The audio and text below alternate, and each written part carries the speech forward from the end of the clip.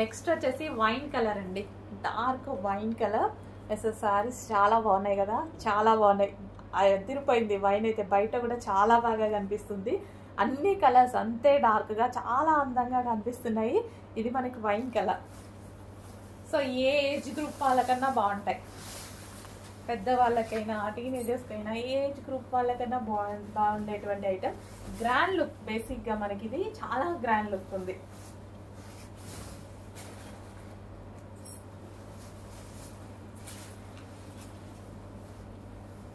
so wine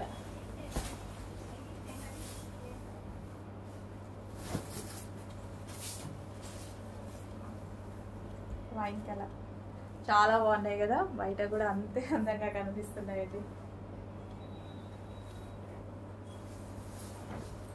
so overall sari అన్నమాట,